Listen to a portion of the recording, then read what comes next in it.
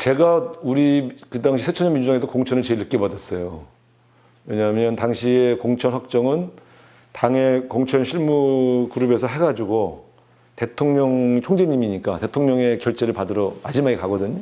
제 서대문 갑은 비어져 있는 상태로 갔대요. 그리고 직접 김대중 대통령께서 우상호라고 써놓으셨대요. 공천. 물론 다 미리 합의가 돼 있었겠지. 잘 아시지만 그 지역은 김상현 의원이 5선한 지역입니다. 김상현 의원은 당시 우리 당에 거의 뭐 두 번째 가라면 서러울 정도의 영향력을 행사하고 있다고 알려져 있던 분인데 그분을 공천 탈락시키니까 난리가 났죠. 지역 조직이 예? 안 오는 거예요. 공천을 받고 갔는데.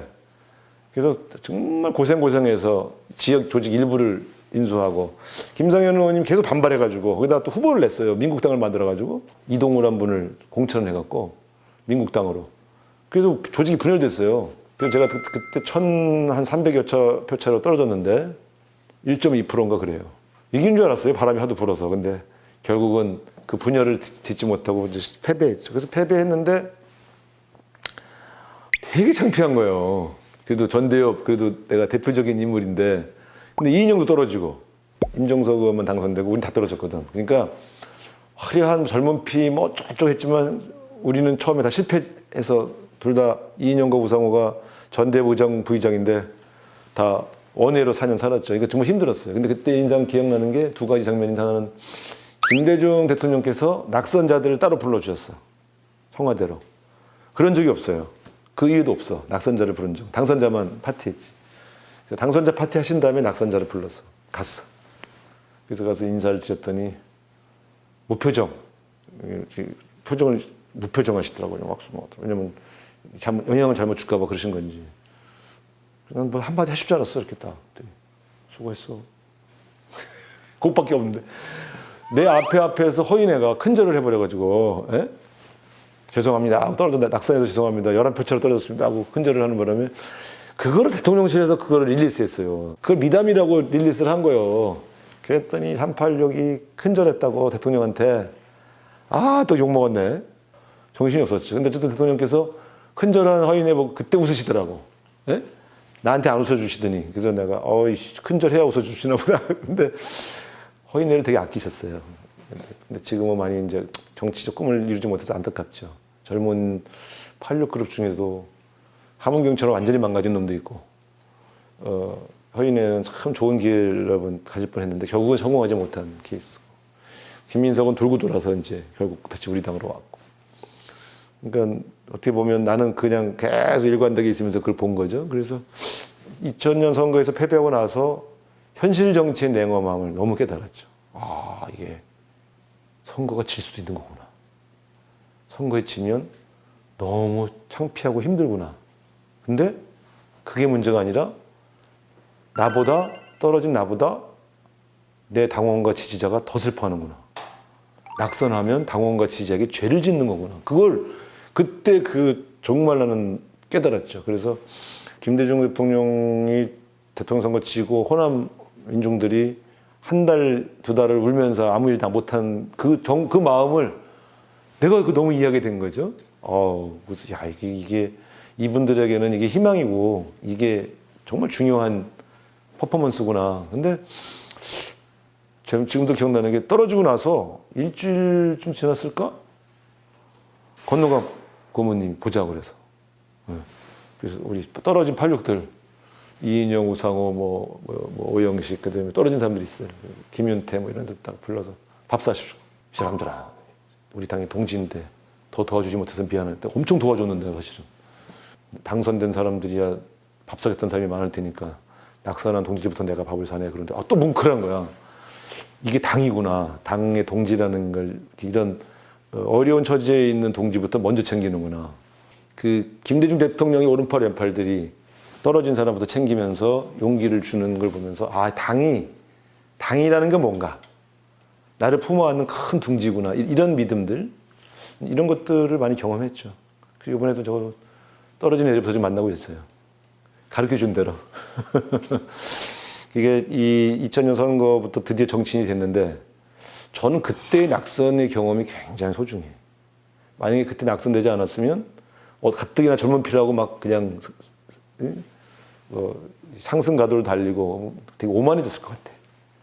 그래서 그렇게 해서 막 3, 4선, 4선, 5선 하면 되게 선거와 그 선거에 참여한 유권자를 좀 가볍게 봤을 가능성이 있죠. 그래서 떨어진 그 4년이 나는 너무 훌륭한 경험이었어요.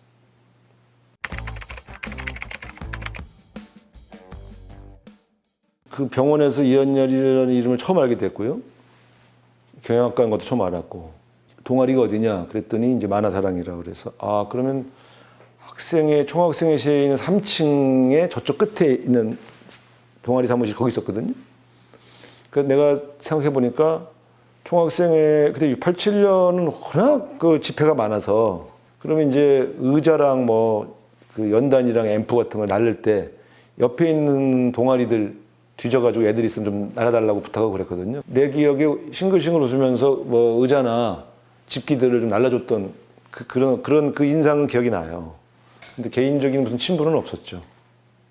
근데 나중에 이제 그 27일간 사경을 헤맬 때 이 친구 자료들을 계속 꼼꼼히 보고 이렇게 나도 궁금하니까 나중에 그 이한열 추모사업회에서 87년 6월 함성이라는 책을 낼 때 거기 모든 게 다 들어가 있는 걸 쭉 보는데 보니까 문학에도 관심이 있었고 근데 이제 광주 아이다 보니까 광주 학살에 대한 그런 어떤 뭐랄까 이 깊은 성찰과 고민 이 나라의 변화를 위해서 싸워야 되겠다는 결단, 어머니에 대한 사랑 이런 게 굉장히 흔히 그 시기에 호남 출신의 20대 청년이 가질 수 있는 정서를 잘 보존하고 또 용기 있게 뛴 친구죠. 저는 지금도 이한열이라는 친구를 우리를 대신해서 죽어간 작은 예수다. 저는 그렇게 생각해요. 왜냐하면 그날 그 자리는 누구라도 서 있을 수 있는 자리였거든요. 그러니까 제가 이제 87년 요랑쟁 이후에 나머지 내 삶은 덤으로 사는 거다 이런 생각을 갖고 그러니까 저는 사실 별로 이렇게 집착이 별로 없어요. 그 자리를 도망갈 수 있었거든. 안 피한 거라고 그냥. 평범한 건데 평범하지 않은 건 그걸 지켰다는 거죠. 그게 그 사람의 장점이고. 근데 그것 때문에 그 사람이 죽게 된 거죠. 솔직히 말씀드리면 저는 그 자리에 있다가 빠바방 터지니까 뛰었다고 안으로. 얘는 그때 맡은 역할이 거기를 지키는 거였어요.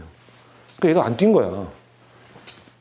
그날 교문 안으로 빠바방 할 때 뛰어들어왔던 수백 명의 아이들의 마음속에는 나도 쟤처럼 안 뛰어들어왔어야 되는데 나는 비겁하게 뛰어들어왔다고 하는 자괴감과 부채의식이 있는 거야. 그리고 내가 만약에 안 뛰어들어왔으면 나도 거기서 죽을 수 있었다. 그러니까 이한열이라는 사람이 특별한 게 아니라 내가 이한열이 될 수 있었다는 그 죄책감이 그날 그 이후에 유월항쟁 때 더 열심히 싸우게 한 동력이 되는 거죠. 자꾸 피하고 도망가면 민주화를 이룰 수 없다라고 내가 연설했거든. 그래, 저 말이 맞아. 나는 오늘 피하지 말아야지. 그래야 이 작은 실천이 민주화에 기여하는 거야라고 생각한 거지. 근데 그렇게 연설을 나는 안 뛰었는데 걔는 지킨 거지. 근데 그 지킨 거 하나가 줬던 울림이 우리 전체를 감동시켰고 그 다음날 그 명동에서 전경이 걸어와도 연장하면서 안 피하게 된 동력인 거예요. 그게 예수의 역할이잖아요. 난 보면서 그때도 그랬어요. 이한열은 우리를 대신해 주고 간 작은 예수다. 그래서 다른 사람들은 몰라도 우상호 같은 사람은 이한열이라는 사람과 이한열의 가족이 싫어할 만한 일을 할 수는 없죠. 그건 인간이 아니지. 그러니까 그래서 내가 박종원이 얘가 나하고 맹세됐었어. 그 박종철 여기 추모사업회 사무국장하고 이한열 추모 사무국장 할 때 둘이 남영동에서 술 먹으면서 너하고 나하고는 절대로 이 열사를 배신하면 안 된다. 맞다. 동의했는데 그 정치한다고 김문수 따라가고 한나라당을 넘어가면 종철이를 죽게 한 놈들의 편인데 아무리 국회의원 하고 싶어도 그걸로 가면 되나. 저도 사실은 이한열 열사와 가족들이 볼 때는 마음에 성이 안 찰 거예요. 내 의정활동이나 이런 게. 그러나 그거는 내 부족함의 근거이고 적어도 나는 선을 넘지는 않고 산다는 데 원칙을 갖고 살죠.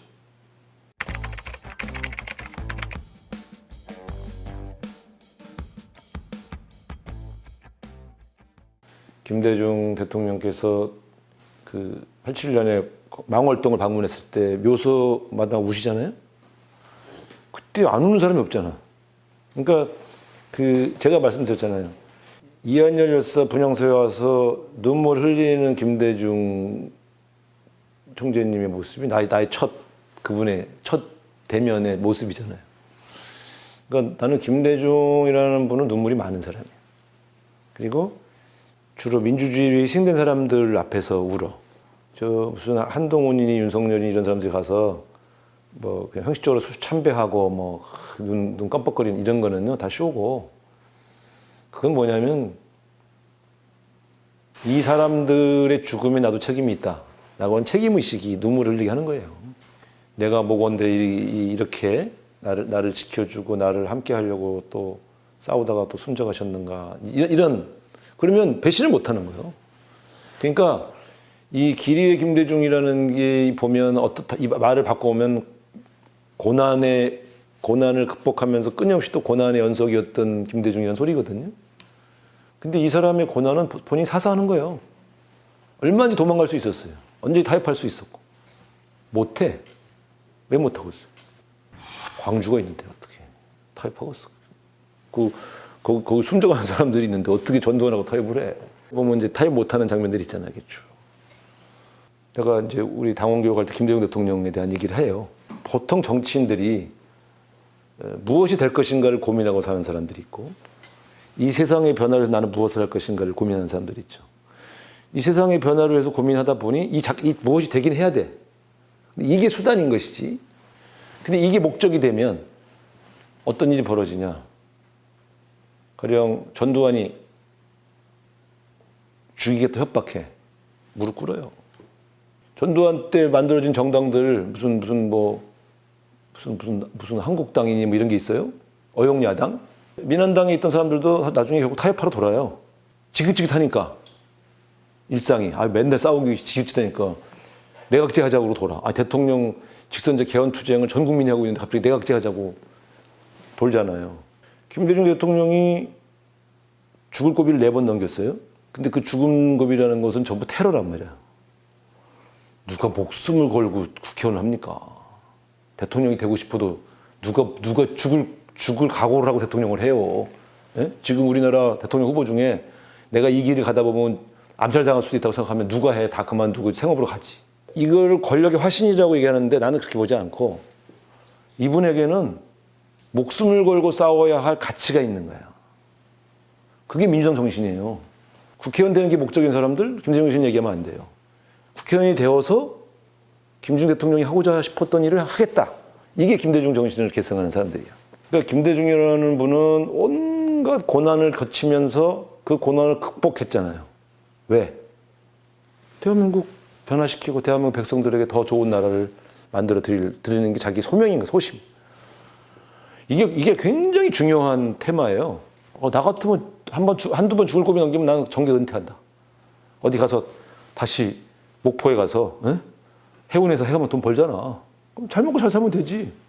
목숨을 4번씩 잃어가면서 그 바다에 수장당할 뻔하면서도 이 정치를 떠나지 않은 데는 나는 그 나라를 변화시켜야 한다고 엄청난 소신과 신념이 아니고서는 못한다. 엄청난 불굴의 신념. 그러니까 그분의 눈물과 이 신념 사이에 연관관계가 난 있다고 보는 거지. 이런 것으로 김대중을 이해해야 돼요. 결과적으로 선거 여러 번 나가서 떨어지고 저거 대대. 그러니까 나도 계속 떨어지도 계속 해 나가야지. 이런 건 김대중 대통령 배우는 게 아니야. 그거는. 그러니까 어쨌든 그런 측면에서 보면 후배 정치인들이 뭘 배울 건가. 여러 가지가 있지만 나는 그 대중에 대한 사랑, 그리고 그들의 삶을 변화시키고 나라를 진보적으로 변화시켜야 되겠다는 소신, 이 신념 체계, 이 두 개가 잘 어우러졌을 때 그 김대중 같은 위대한 지도자가 탄생하는 것이다, 이렇게 보죠.